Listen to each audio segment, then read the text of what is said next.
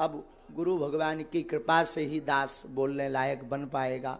दास की तो कोई सामर्थ्यता नहीं, पर सो सब तो प्रताप रघुराई, ये आपका ही प्रताप है कि ये नालायक कुछ बोलने लायक हो रहा।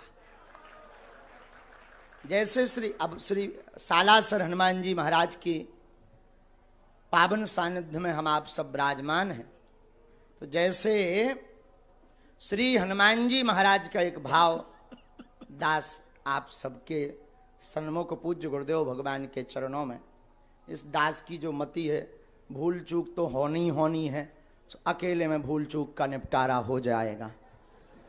हाँ, तो सो सब तब प्रताप रघुराई। श्री हनुमान जी महाराज कहते हैं रघुनाथ जी से कि ये जो भी है आपका ही प्रताप है और आपके ही प्रताप से हम सब कुछ कर पाते हैं। जैसे यह दास गुरुदेव भगवान के प्रताप से बोलने लायक है, वैसे ही श्री हनुमान जी रघुनाथ जी के प्रताप से सब कुछ कर पा रहे हैं। ये हम नहीं कह रहे, श्री हनुमान जी महाराज की लीलाएं कह रही। तो जब लंका में हनुमान जी जानकी माँ का पता लगाकर आए, लंका को जलाकर आए, तो श्री रघुनाथ जी कहते, भाई हनुमान जी आपने बड़ा अद्भुत कार्य किया। श्री हनुमान जी हाथ जोड़कर कहते, नीचे अपने नेत्रों को करके कहते, सरकार इसमें हमारा कुछ भी प्रताप नहीं, ये आपका ही प्रताप है। रघुनाथ जी कहते कि ठीक है, हम मान लेते हैं हमारा प्रताप है, पर लंका तो आप गए हो। अब देखो आज के जमाने का कोई व्यक्ति होता, छोटा मोटा भी काम कर दे, सो फूलों नहीं समाऊता के फोटो हमारी अखबार में छपे, टीवी पे आवे, न आवे तो नाराज के हैं, हमने ऐसा करो, हमारी पूछ लो नहीं भैया। लेकिन धन्य है श्री हनुमान जी महाराज, उनसे निराभ मानता सीखिए। धन्य है हनुमान जी। राम जी कहते आप लंका गए, श्री हनुमान जी कहते सरकार लंका हम नहीं गए, आपके प्रताप से गए। लेकिन श्री राम जी कहते गए तो आप हो, बोले सरकार गए हम हैं, पर जो राम नाम अंकित अति सुंदर जो मुद्रिका दी, उस प्रताप के सहारे हम समुद्र पार हो गए। एक बात। अब दूसरी बात सुनो।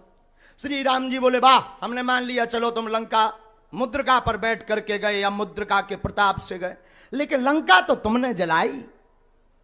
हनुमान जी बोले इसमें भी आपका प्रताप। रघुनाथ जी बोले इसमें भाई हमारा कहां प्रताप, ये तो अतुलित बलधामम आप हो, तो आपने ही ये सब किया है। श्री हनुमान जी कहते सरकार फंसाओ ना, ये भी आप ही का प्रताप है। बोले क्यों? बोले हमने थोड़ी लंका जलाई, लंका तो जलाई पूंछ ने। अब पूंछ हमारी थोड़ी है, पूंछ का मतलब होता है प्रतिष्ठा। जैसे हम लोग कहते ना भाई इनकी पूंछ तो इतन से दिल्ली तक है, तो पूंछ का मतलब पूंछ थोड़ी निकल आओ, पूंछ का मतलब प्रतिष्ठा है। हनुमान जी कहते आगे ही राघव मेरे हैं, पीछे है पूंछ रहस्य भारी, बंदर को भला पूछता कौन, प्रभु श्री राम से ही तो है पूंछ हमारी। तो श्री हनुमान जी कहते महाराज हमने लंका नहीं जलाई, पूंछ ने जलाई। तो बात जाने, और रघुनाथ जी बोले पर पूंछ भी तो तुम्हारी है। श्री हनुमान जी कहते पूंछ हमारी नहीं, हमारी पूंछ आपसे ही पूंछ हमारी है, लेकिन लंका तो तुमने जलाई, ये पहेलियां मत बुझाओ। तब श्री हनुमान जी कहते महाराज लंका सरकार लंका 5 लोगों ने जलाई। बोले नाम बताओ। बोले सीता के संताप ने, आपके प्रताप ने, रावण के पाप ने, ब्राह्मणों के श्राप ने, और हमारे बाप ने लंका को जलाया है। अच्छा चलो हमने मान लिया, सीता का संताप समझ में आ गया, रावण का प्रताप समझ में आ गया, ब्राह्मणों का श्राप, लेकिन ये तुम्हारे बाप ये कौन है? अरे आप सुंदरकांड पढ़िए तो चले मरत 49, जो 49 प्रकार की पवने चली। हनुमान जी बोले इसीलिए जो है हमने लंका नहीं जलाई, इन 5 लोगों ने मिलकर जलाई।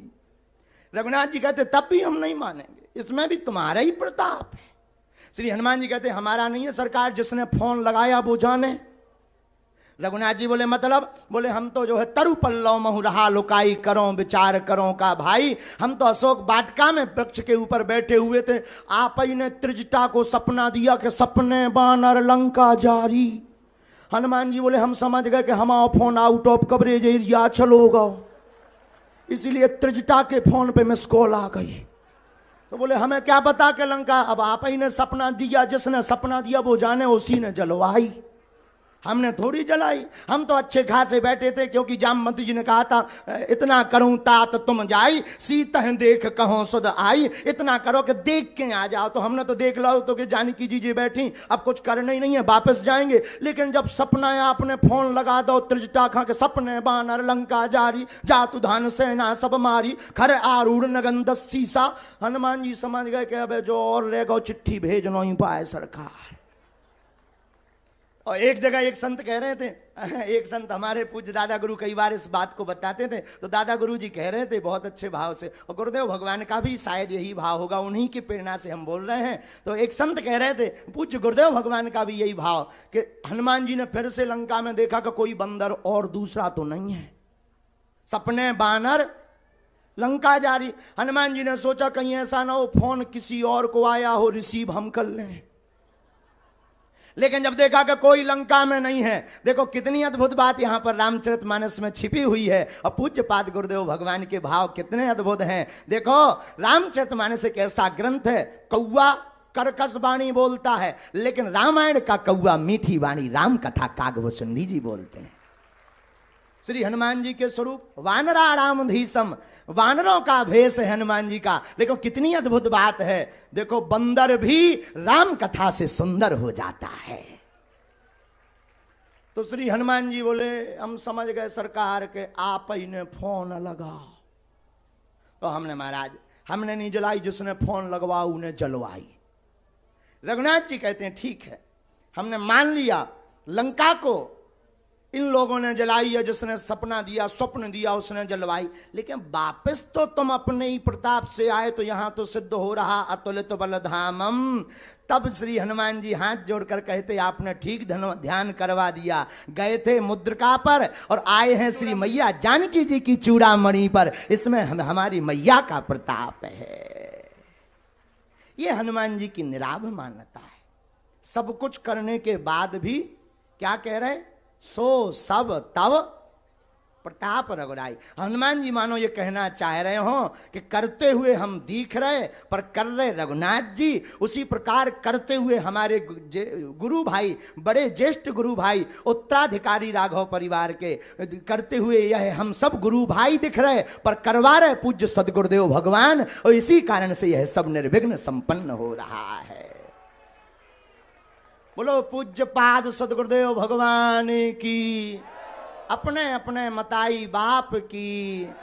तो ये गुरुदेव भगवान की कृपा प्रभाव से हम आप सब सालासर श्री हनुमान जी महाराज के चरणों में इस महानतम यज्ञ का आनंद ले रहे। और गुरुदेव भगवान ने आज कितनी बड़ी बात कही कि भारत के इतिहास की ऐसी यज्ञ है कि वशिष्ठ त्रेता युग के बाद पहली जो है निष्काम यज्ञ यहां पर दूसरी हो रही है। जोरदार ताली बजाकर इसको जन जन तक पहुंचाओ। आप लोग राजस्थान वाले हो, रोज आओ। राजस्थान के आदमी खम्मा गढ़ीसा वाले बहुत खतरनाक होते हैं गुरुजी। राजस्थान के पेपर में एक बार एक प्रश्न आया, गुरुजी कहा कि अच्छा बताओ, क्वेश्चन की लिखा पेपर में कि बताओ भाई चुनौती किसे कहते हैं, चुनौती के बारे में बताइए विस्तार पूर्वक। राजस्थान का यही रहा होगा सीकर का एक विद्यार्थी, यहीं बैठे उसी में से चंगीलाल। तो उसने जो है पेपर लिया और पेपर में उत्तर पुस्तिका में लिखा के आगे पढ़िए आगे पढ़िए आगे पढ़िए, और सबसे लास्ट के पेज में लिख दिया तेरे बाप में दम हो तो पास करके बता। यही चुनौती ही कहते हैं, इसे चुनौती कहते हैं।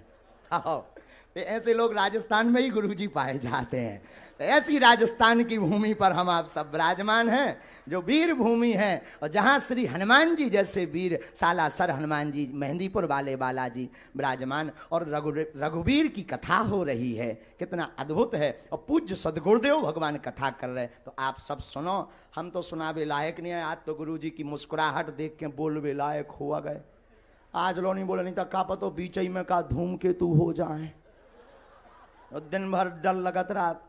तो आज तो लेके हमने देखो कि आज तो सिग्नल ठीक ठाक है, मुस्कुराहट बरकरार है, लाल माँ एकदम चमक रही, और अच्छे अच्छे आने के बाद फिर गुरुजी ने 2 बेर नाम ले लो, बोले धीरन जी ये तुम्हारे लिए भाव हैं। हम समझ गए कि अब गुरु बलवान है, चेला पहलवान बन जा।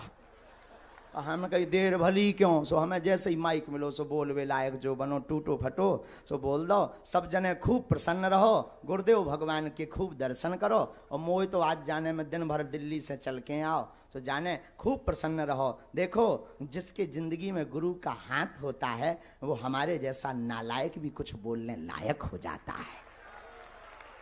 और एक दिन निकल गो सो निकल गो। राजस्थान के पागलों से हम कहेंगे जो शेष है वही विशेष है। अब जो समय बचा है उसे मत खोना और सब तिलक लगा करके आना, क्योंकि भारत में रहना होगा तो सीताराम कहना होगा। ये गुरुदेव का नारा देखो।